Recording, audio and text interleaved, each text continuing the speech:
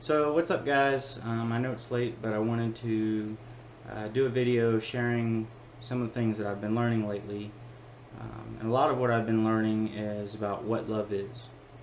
So in this video I'm going to talk about what love is um, to us, normally, what love actually is, and what true love is. So the first question would be, what is love?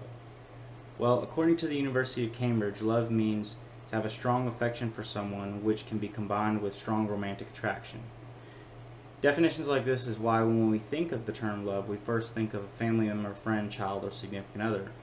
But if we look at another word from the exact same source, infatuation, it defines it as this: a strong but not usually lasting feeling of love or attraction.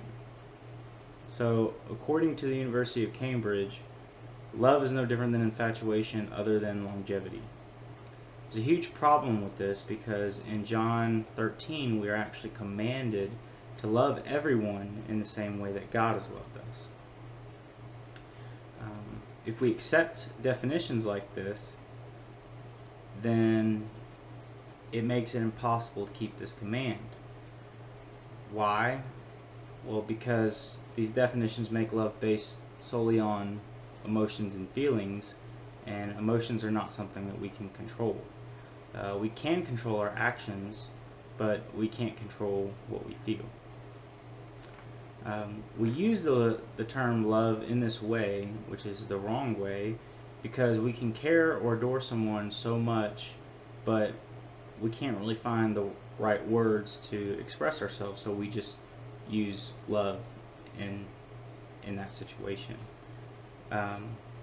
When in reality what we mean is, I really adore you, or I have a really strong connection with you.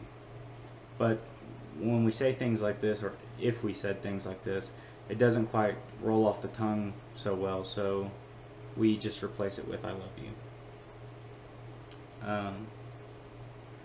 So I don't want you guys to get confused. I'm not telling you that you should not say I love you or anything like that. That would be ridiculous. I'm just explaining this to you so that you can know the difference between emotional love and what love actually is. So what is real love? Well, in the Bible it actually defines what love is. In 1 Corinthians 13 it says this. It says, love is patient, love is kind, it does not envy, it does not boast.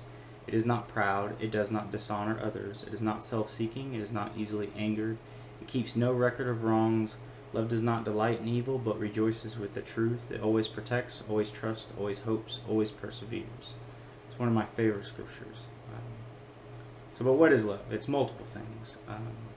But if you notice, none of these are emotions, they're not feelings, they're all actions or choices that we can control.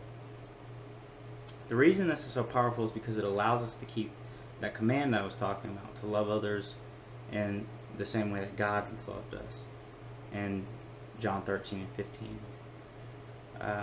It makes it possible to love everyone no matter the circumstance of the situation.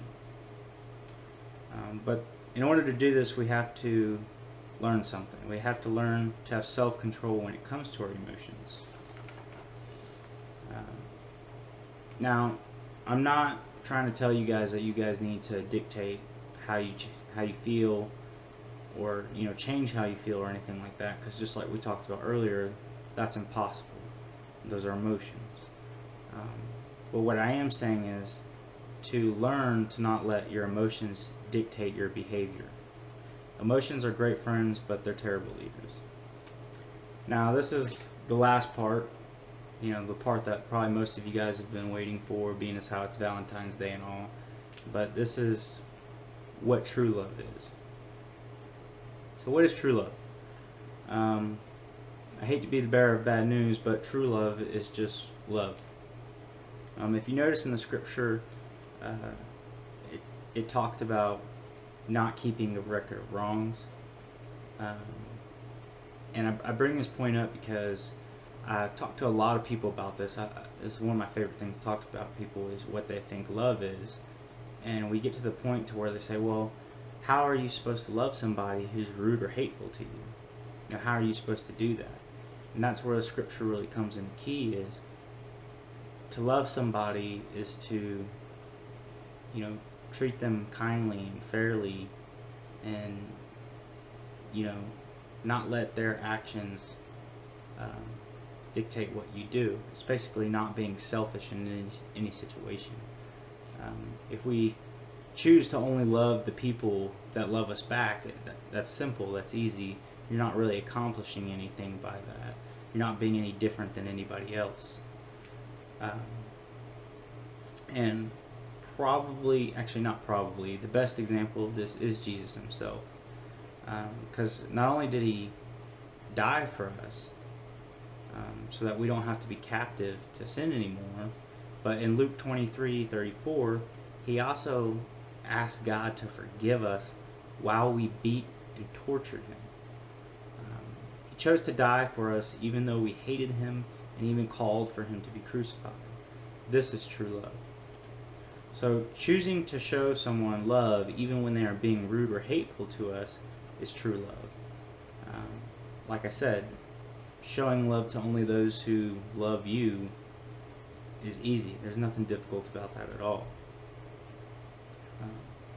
But if we choose to love people when they're not loving to us, that really sets us apart as God's children and who we are.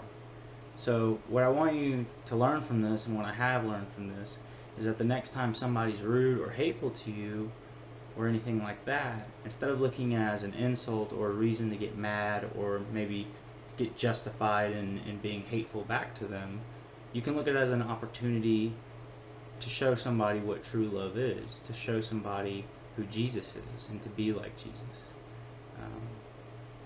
So that's pretty much what I wanted to share. I hope you guys learned something from it. I love you guys. I hope you guys have a great day and a happy Valentine's Day. Love you.